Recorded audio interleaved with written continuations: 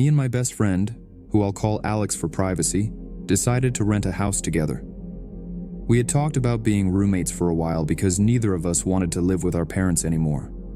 We were attending a local college and had part-time jobs, so moving out felt like the next step. We found a really small but somewhat decent house in a quiet area, only a 10-minute drive to campus.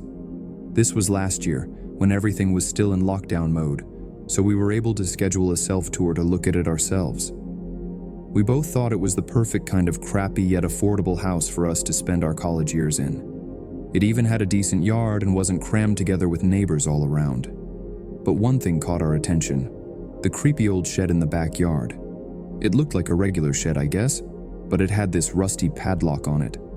The online listing didn't mention it at all, and neither of us cared to use it anyway, so we ignored it and signed the lease. I was super pumped to move in, and I could tell Alex was too. A month later, we moved in. The first week was great. This was both of our first times living on our own, and the freedom was amazing. On a regular Saturday night, I was in the living room watching TV, waiting for Alex to come home from work.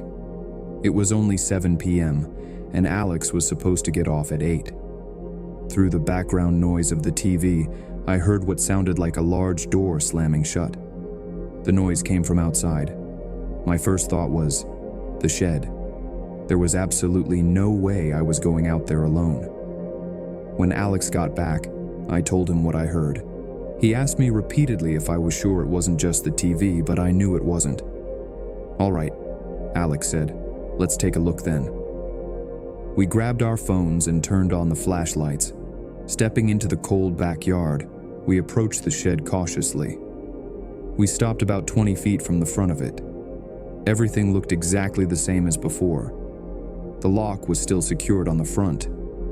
There was no way someone could have gone inside and locked it from the outside. Alex gave me a skeptical look, like I was overthinking things. We went back inside and sat in the living room trying to relax. But I couldn't stop thinking about what I'd heard.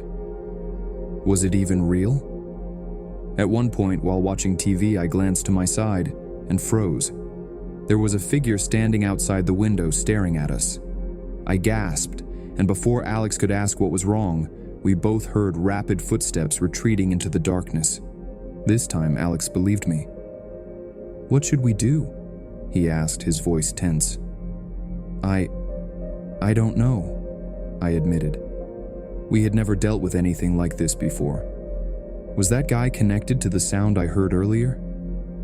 We stayed alert for the next couple of hours, but nothing else happened. Eventually, we decided to call it a night. I went to bed, but it took me a while to fall asleep. Sometime in the middle of the night, I woke up. A strange, bright red glow flickered across the walls of my room.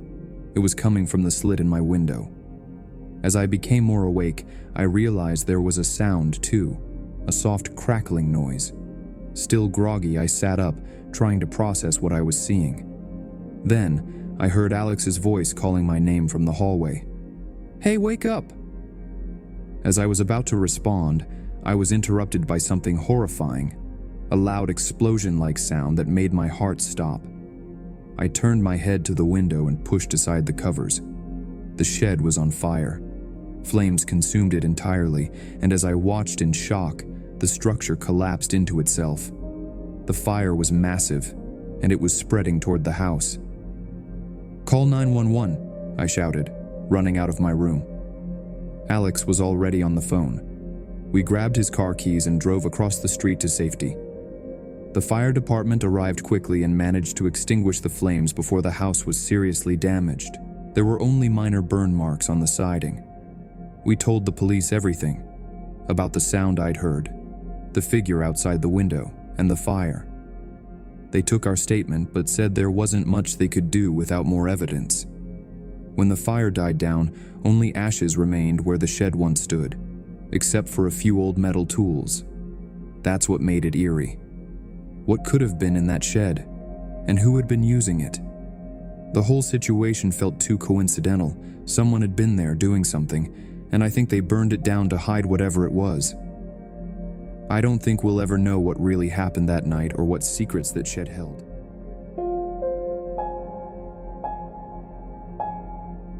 My lease agreement was coming to an end, and the owners of the home decided they wanted to sell the house after this lease. So I was forced to find a new place instead of renewing the lease like I'd planned. It was unfortunate because they only gave me a month's notice, which is not a lot of time to find a new house. I worked full-time, which only made things harder. The first 2 weeks flew by, and I only had the next 2 weeks to find a house, pack, and move in. I was stressed out of my mind. With time running out, I just applied to 3 houses nearby without even touring them. 2 of them declined me, but I got accepted by the 3rd. From the pictures, it didn't look nearly as nice as the house I was staying at, but I did the best I could with the crappy situation I was given. I rented a U-Haul and got my stuff over as soon as possible. After getting all the boxes inside and the furniture where it needed to be, I finally had a chance to look at the house. It was a lot worse than the pictures had shown. The walls had paint peeling off and everything just looked aged and outdated. The rent was cheap, but not cheap enough to make up for the trashy condition of the place. I was too tired to take care of anything right away, so I got my bed ready and crashed for a quick nap. I slept a lot longer than I wanted to, and woke up well rested around 9 p.m. I checked my phone and saw I had a text from the landlord.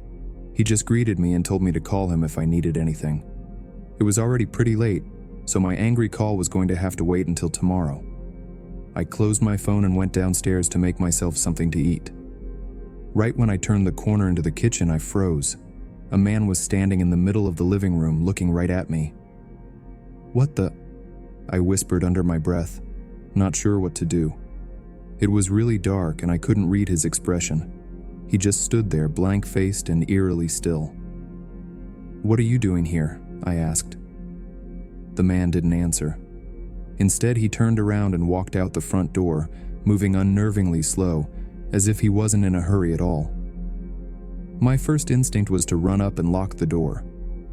Then I called the landlord, but he didn't pick up. I looked out the windows to see if the man was still around, but he seemed to have left for good. Calling the police crossed my mind, but I was so confused by the whole interaction that I didn't even feel threatened, just unsettled. I didn't see anyone outside for a while, so I left the windows and sat on the couch. I didn't have my TV set up yet, so I had nothing better to do than start unpacking. I went through 4 boxes and was working on the 5th when someone knocked on the door. I walked over cautiously, turned on the porch light and called out, "Who's there?" There was a long wait before someone answered.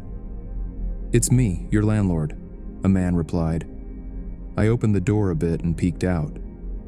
The man standing there looked eerily similar to the one I'd just seen inside my house, but I wasn't entirely sure. "Hey, did you need something?" I asked, my voice shaking slightly.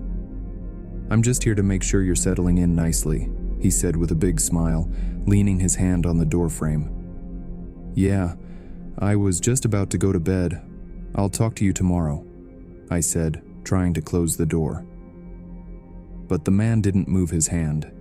He kept it firmly on the door, preventing me from closing it. I stopped pushing for a moment, feeling the dread creep up my spine. The man smiled again, wider this time, and then it all hit me.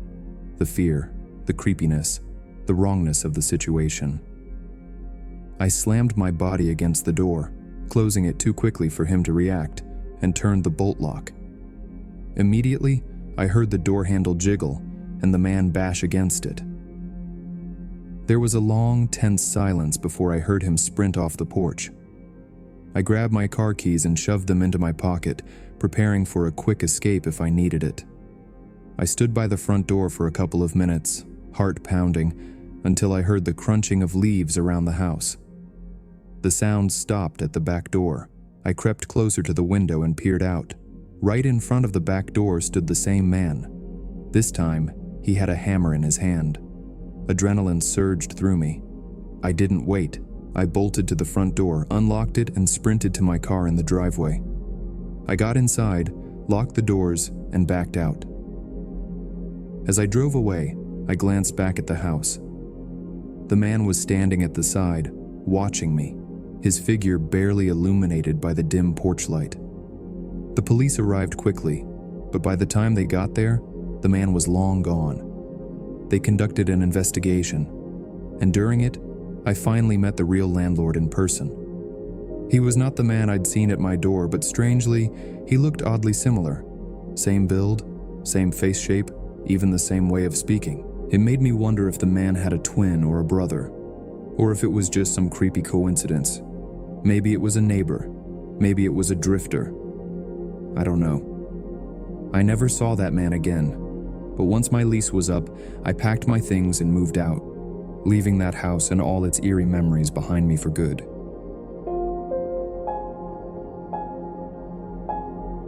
This was my first time ever purchasing a house.